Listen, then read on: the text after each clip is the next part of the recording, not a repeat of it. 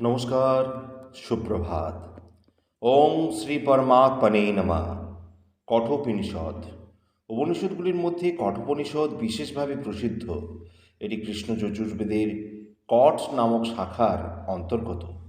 এতে নচিকেতা ও যমরাজের মধ্যে কথোপকথনের মাধ্যমে পরমাত্মার রহস্য ও তার স্বরূপ অনন্ত সুন্দর ও প্রাঞ্জলভাবে বর্ণনা করা হয়েছে। এই উপনিষদের 2টি অধ্যায় আছে, তার প্রতিটি অধ্যায় 3টি করে বল্লিতে বিভক্ত। শান্তি পাঠ। ওং সহ নাববতু সহনৌ ভুনক্তু সহ বীর্যং করবাবহৈ তেজস্বী নাবধীতমস্তু মা বিদ্বিষাবহৈ। ওম শান্তি শান্তি শান্তি। হে পরমাত্মা, আপনি আমাদের গুরু এবং শিষ্য দুজনকেই একই প্রকারে সর্বপ্রকারে রক্ষা করুন। আমাদের দুজনকে একই সঙ্গে সুচারুরূপে পরিপুষ্ট করুন। আমাদের যেন উভয়েই একই সঙ্গে সমস্ত রকম শক্তি লাভ করি। ওম মানে পুনর্ব্রহ্ম পরমাত্মা, নৌ আমাদের দুজনকে অবতু রক্ষা করুন, ভুনক্তু পালন করুন, বীর্যম শক্তি করবাবহৈ লাভ করি, অধীতম পঠিত বিদ্যা তেজস্বী অস্তু তেজময় হোক, মা বিদ্বিষাবহৈ আমরা দুজন পরস্পর হিংসা না করি। আমাদের উভয়ের পঠিত বিদ্যা তেজময় হোক, আমরা যেন কোথাও কারো কাছে পরাজিত না হই, আর আমরা সারা জীবন যেন পরস্পর ভালোবাসার সূত্রে আবদ্ধ থাকি। আমাদের মধ্যে যেন কখনো হিংসা না হয়। হে পরমাত্মা, আমাদের ত্রিতাপ জ্বালার উপশম হোক। প্রথম অধ্যায়, প্রথম বল্লী। ওং উশানা হবৈ বাজস্রবাসা সর্ব বেদ সংদদৌ অস্য হ নচিকেতানাম পুত্র আশ। ওং হবৈ প্রসিদ্ধ আছে, উষন যজ্ঞের ফলাকাঙ্ক্ষী, বাজস্রবস বাজস্রবার পুত্র, সর্ববেদ সং নিজের সমস্ত সম্পদ, দাদৌ দান করেছিলেন। তস্য নচিকেতা তার নচিকেতা, নামঃ পুত্র আশ নামে এক পুত্র ছিল। গ্রন্থের প্রারম্ভে পরমাত্মার নাম স্মরণ করা মঙ্গলদায়ী, তাই এখানে সর্বপ্রকার ওঙ্কার এর উচ্চারণ করে উপনিষদের আরম্ভ করা হয়েছে। এই কাহিনী সেই সময়ের যেখানে ভারতবর্ষের পবিত্র আকাশ যজ্ঞোত্থিত ধূম এবং তার পবিত্র সুগন্ধে ভরপুর থাকত। ত্যাগী মুনি ঋষিদের দ্বারা গীত বেদ মন্ত্রের দিব্য ধ্বনি দশদিক মুখরিত করত। গৌতম বর্ষীয় বাজস্রবার পুত্র এবং প্রচুর অন্নদান হেতু যশস্বী মহর্ষি অরুণের পুত্র উদ্বালক ঋষি ফল কামনা করে বিশ্বজিৎ নামক একটি মহাযজ্ঞের অনুষ্ঠান করেছিলেন। এই বিশ্বজিৎ যজ্ঞে যজ্ঞকারীকে তার সমস্ত সম্পদ ব্রাহ্মণদের দান করতে হয়। অতএব ঋষি উদ্বালক তার সমস্ত ধন ঋত্বিক এবং অন্যান্য ব্রাহ্মণদের দক্ষিণা স্বরূপ দান করেছিলেন। ঋষি উদ্বালকের নচিকেতা নামে একটি পুত্র ছিল। তং কুমারং সন্ত্যং দক্ষিণাসু নিয়মাণাসু শ্রদ্ধাঃ হবিবেশ সোহমন্যত। দক্ষিণাসু নিয়মাণাসু দক্ষিণারূপে দান করবার জন্য নিজা হচ্ছিল। কুমারং সন্তম বালক হলেও, তমঃ শ্রদ্ধার অবিবেশ তার মধ্যে শ্রদ্ধার উদ্রেক হলো। স অন্নমতা তিনি গাভীগুলিকে দেখে অন্য চিন্তা করলেন। সেখানে গাভী ছিল প্রধান সম্পদ, আর বাজস্রবস উদ্বালকের গৃহে এই সম্পদের অভাব ছিল না। হোতা অর্ধসু ব্রহ্মা এবং উদ্গাতা এই চারজন প্রধান ঋত্বিক অন্যান্যদের চেয়ে বেশি সংখ্যক গাভী দান রূপেই পেতেন। এই রূপে নিয়মই সেকালে প্রচলিত ছিল বলে মনে করা হয়।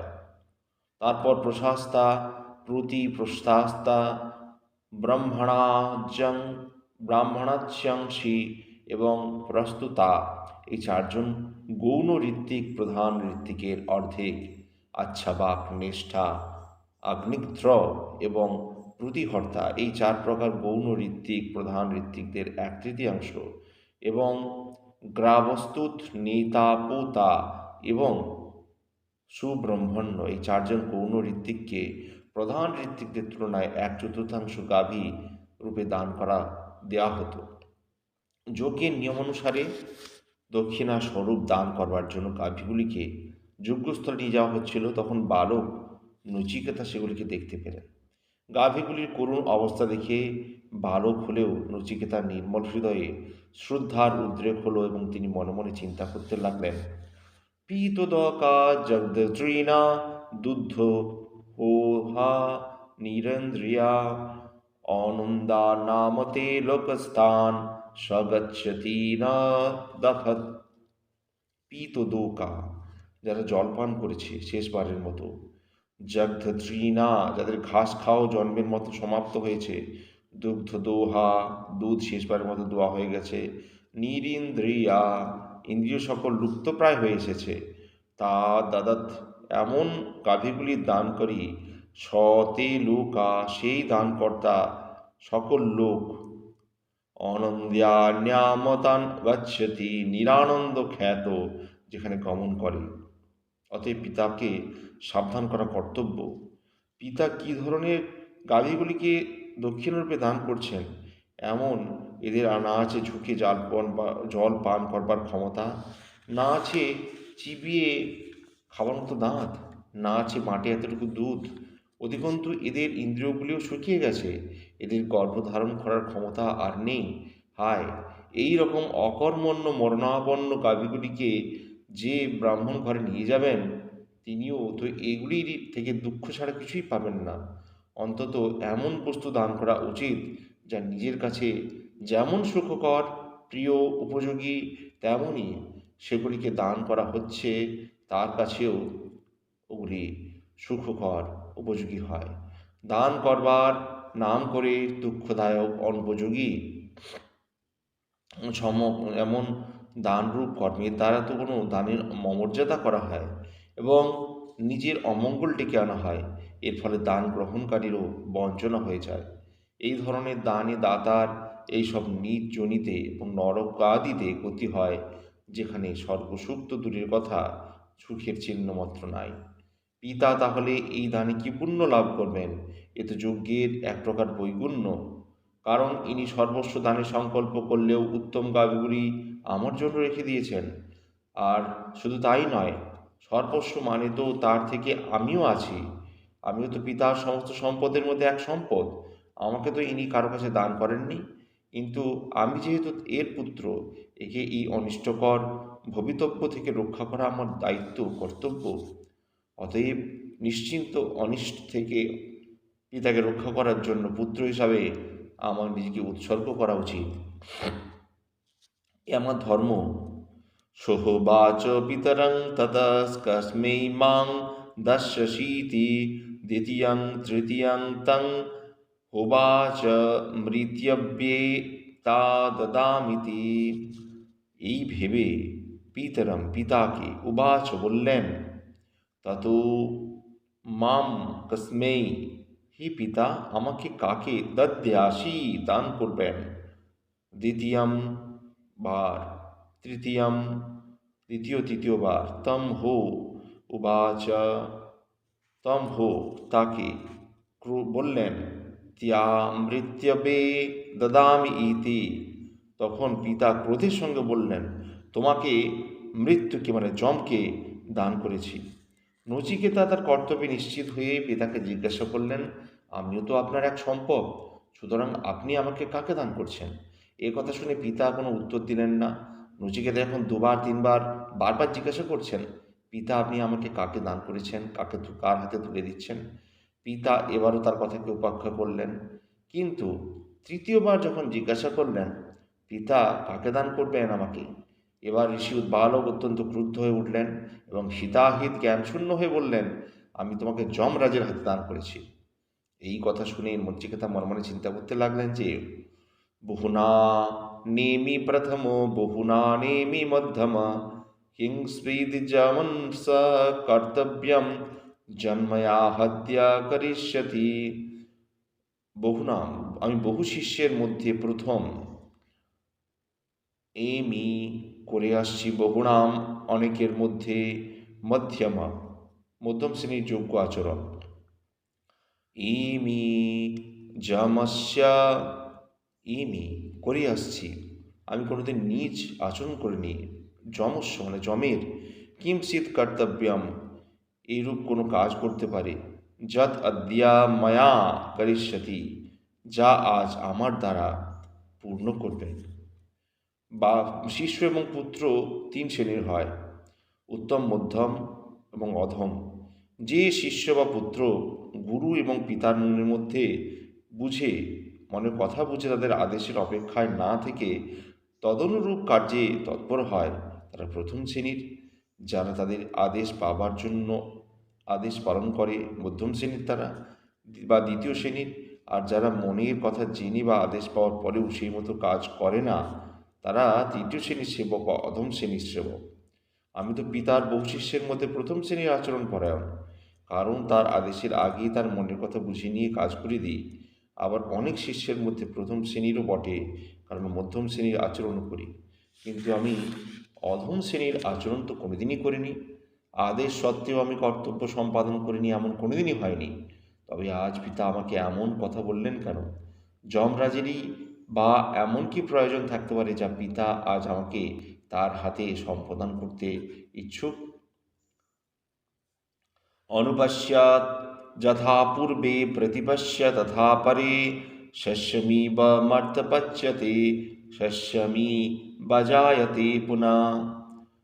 আপনার পূর্বে আপনার পিতামহ আদি পূর্বপুরুষগণ যথা অনুপস্য যেমন তারপর বিচার করবেন, ওপরে তথা প্রতিপস্য বর্তমানেও সেগুলির ওপর নজর দিবেন, পরে আপনার কর্তব্য স্থির করবেন। মর্ত সম্মব ইব মরণশীল মানুষ, সসমা ইব শস্যের মতো, পচ্যতে পচে যায়, শস্যম ইব পুনঃ অজায়তে আবার জন্মগ্রহণ করে। শুনুন পিতা, আপনি পিতামহ আদি পূর্বপুরুষদের আচরণ দেখুন এবং বর্তমানকালের আপনার অন্যান্য শ্রেষ্ঠ ব্যক্তিদের আচরণও দেখুন। তাদের জীবনে আগেও কোনোদিন অসত্য স্থান পেত না, এখনও স্থান পায় না। অসাধুদের মধ্যেই অসত্যের আচরণ দেখা যায়, কিন্তু এই অসত্য দ্বারা আজ পর্যন্ত কেউ অজর অমর হতে পারেনি। শুধু মরণশীল মানুষ, তারা শস্যাদি উদ্ভিদের মতো জন্মগ্রহণ করে, আবার শস্যাদির মতোই একদিন জরাজীর্ণ হয়ে ধ্বংসপ্রাপ্ত হয়। আর কর্মবেশে এই সকল অবশ্যম্ভাবী। অতএব এই অনিত্য জীবনের জন্য কোনোদিন কর্তব্য করে মিথ্যার আশ্রয় নেওয়া উচিত নয়। এ বিষয়ে কোনো দুঃখ করবেন না। আপনার সত্য রক্ষার জন্য আমাকে যমের নিকট যাবার অনুমতি দিন। পুত্রের কথা শুনে উদ্বালকের ভীষণ দুঃখ হলো, কিন্তু নচিকেতার সত্য পরায়ণতা দেখে তিনি নচিকেতাকে যমরাজের কাছে যাবার অনুমতি দিলেন। নচিকেতা যমালয়ে যখন গেলেন তখন জানতে পারলেন যে যমরাজ গৃহে নেই, কার্যান্তরে বাইরে কোথাও গিয়েছেন। অতএব নচিকেতা যমরাজের ফিরে না আসা পর্যন্ত 3 দিন 3 রাত্রি অন্ন জল গ্রহণ না করে তার প্রতীক্ষায় রইলেন। তারপর যমরাজ ফিরে এলে যমপত্নী তাকে বললেন, বৈশ্যানার প্রবিশ্যত্য অতিথি ব্রাহ্মণ গৃহান তস্যৈতা শান্তিং কুর্বন্তি হর বৈবস্বতোদকম। বৈবস্বত, হে সূর্যপুত্র বৈশানর অগ্নিদেব, ব্রাহ্মণ অতিথি গৃহান প্রবিশতি, ব্রাহ্মণ অতিথি ঘরে প্রবেশ করেন, তস্যৈতাম তার এইরূপ শান্তিম কুর্বন্তি শান্তিদান করে থাকেন, উদকম তার হাত পা ধোয়ার জল নিয়ে যান। স্বয়ং অগ্নিদেবী জ্বলন্ত তেজে ব্রাহ্মণ অতিথির বেশ ধরে গৃহস্থের ঘরে এসে হাজির হন। সাধু গৃহস্থ নিজের এবং গৃহের মঙ্গলের জন্য অতিথিরূপী অগ্নিকে শান্ত করতে পাদ্যর কাঠ নিয়ে তার সৎকার করে।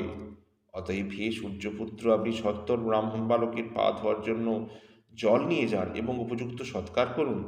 ওই অতিথি ব্রাহ্মণ বালক আজ ক্রমান্বয়ে 3 দিন আপনার প্রতীক্ষায় অনশন করে বসে আছেন। আপনি স্বয়ং গিয়ে তার সেবা করে তাকে শান্ত করুন।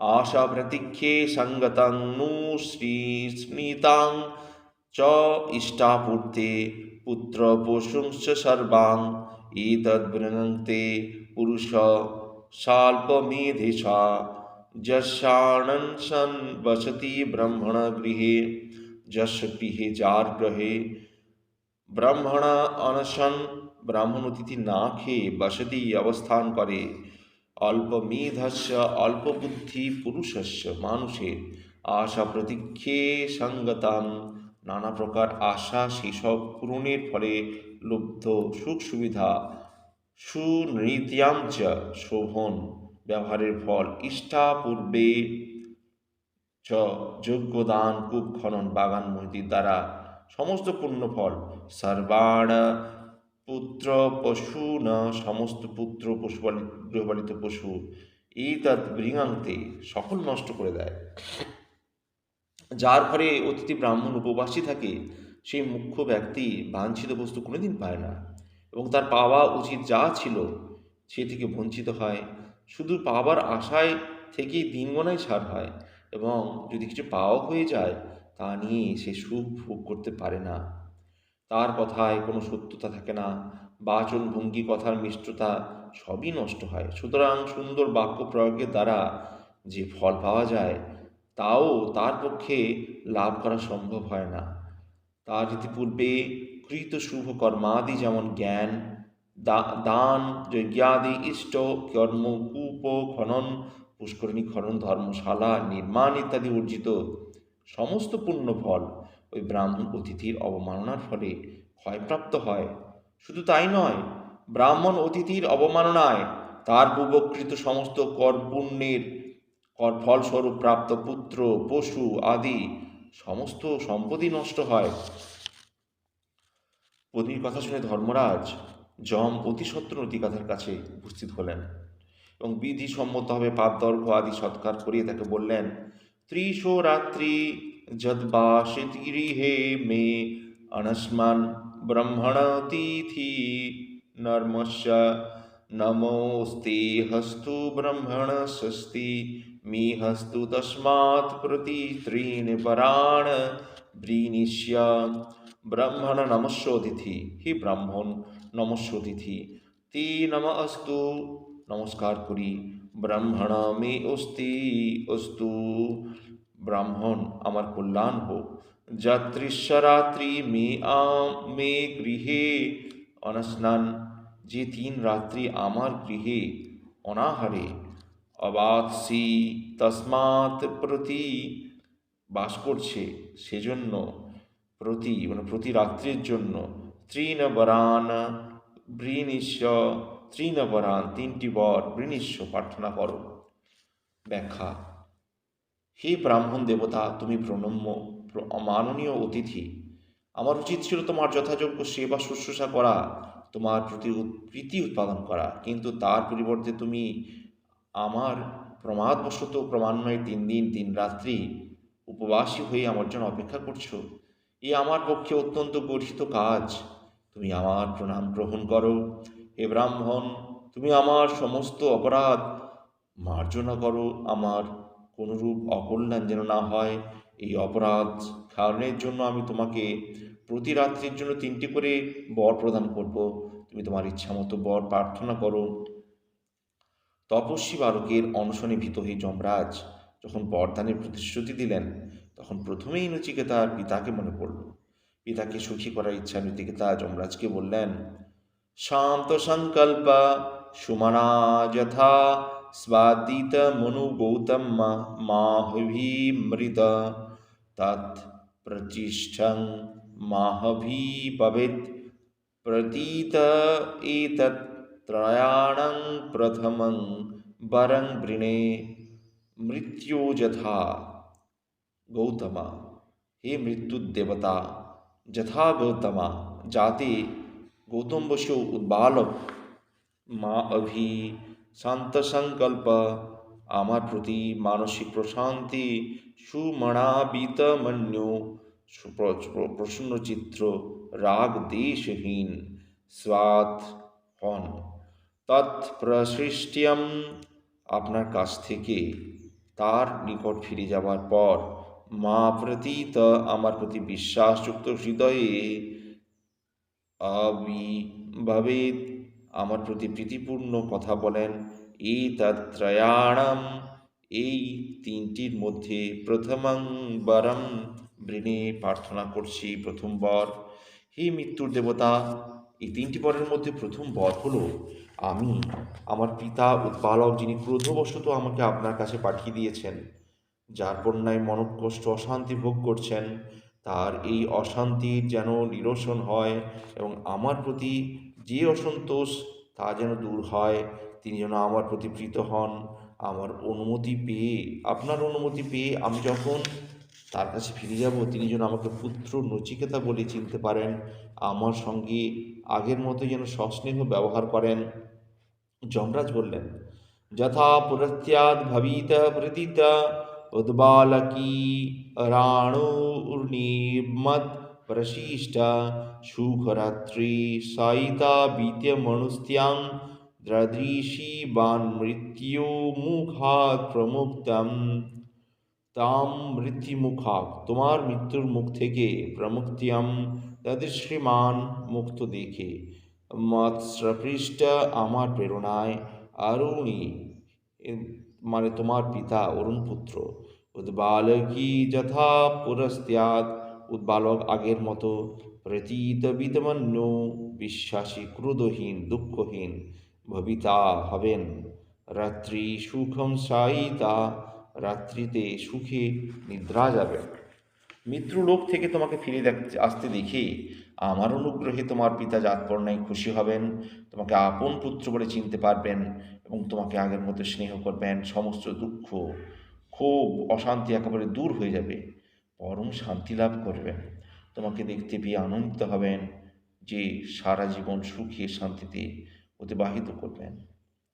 প্রথম বর লাভ করার পর নচিকেতা যমরাজকে বললেন যে, হে যমরাজ, স্বর্গে লোকে ন ভয়ং কিঞ্চনাস্তি ন তত্র তং ন জরয়া বিভেতি উভে তীর্থাহসন নায়া পিপাসে শোকতিগ মুদতে স্বর্গলোকে, স্বর্গলোকে, স্বর্গলোকে কিঞ্চন ভয়ম, কোনো প্রকার ভয়, ন অস্থি তত্রত্যম না, যেখানে আপনিও সেই, আপনিও নেই, জরায়া না বিভীতি, জরায় কষ্ট নেই, ভয় নেই, স্বর্গলোকে, স্বর্গে, অনশয়া পিপাসে, ক্ষুধা পিপাসা, অভিতৃথ্যা, এই দুই থেকে মুক্ত হয়, সুকা গীতা, সুখ দুঃখ শোকের অতীত হয়ে মুদতে আনন্দ উপভোগ করা হয়।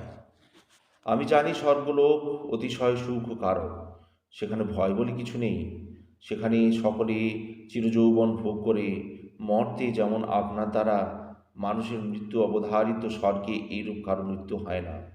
সেখানকার অধিবাসীগণ মৃত্যু বলে কাকে জানে না, কাজেই সেখানে মৃত্যুজনিত কোনো কষ্টও নেই। মর্তে যেমন প্রাণী ক্ষুধা তৃষ্ণায় ভোগ করে, স্বর্গে সেরূপ কোনো কষ্ট নেই। স্বর্গের অধিবাসীগণ শোক তাপহীন হয়ে সর্বদাই আনন্দে জীবনকে উপভোগ করে। কিন্তু আমি এও জানি, অগ্নিবিদ্যা না জানলে ওই স্বর্গলোক লাভ করা যায় না। সতমগ্নি স্বর্গম ধেষি মৃত ব্রভূহিত্যং শ্রদ্ধধানায় মধ্যম, স্বর্গলোকামৃতত্যং ভজন্ত্য এতদ্দ্বিতীয়েন বৃণে বরেণ। মৃত্যু সত্যম, হে মৃত্যুদেব, সেই আপনি, স্বর্গম অগ্নিম অধুষি, স্বর্গপ্রাপ্তির সাধনস্বরূপ অগ্নিকে জানেন। তম মধ্যম শ্রদ্ধাবানায়, আপনি আমাকে, শ্রদ্ধাবানকে অগ্নির কথা যথার্থরূপে বলুন। হে মৃত্যুদেব, আপনি ওই স্বর্গলাভের উপায়স্বরূপ অগ্নিবিদ্যার বিষয় বিশেষভাবে জানেন।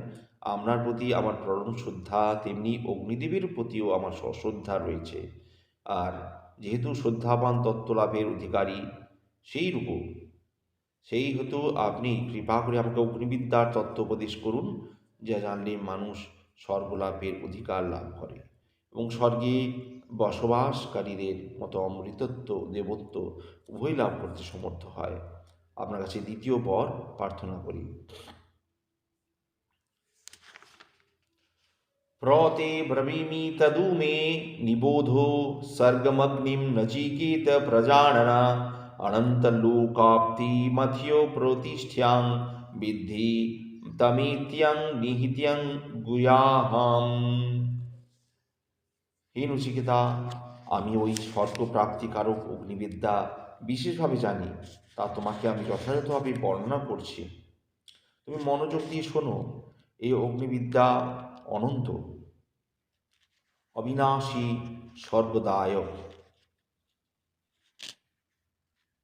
এবং আধারস্বরূপ। তবে তুমি এই অগ্নিদেবকে অতীব গোপনীয় বলে জানবে। এই বিদ্যা একমাত্র বিদ্বান ব্যক্তিগণেরই জানার বিষয় এবং তা তাদের হৃদয়ের বুদ্ধিরূপী গুহায় লুক্কায়িত থাকে।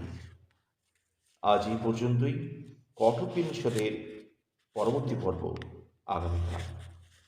ভালো লাগলে অবশ্যই চ্যানেলটি সাবস্ক্রাইব করবেন এবং পাশে থাকা বেল আইকনটি অবশ্যই ক্লিক করবেন। ওম পরমাত্মনে নমঃ। হরি ওম।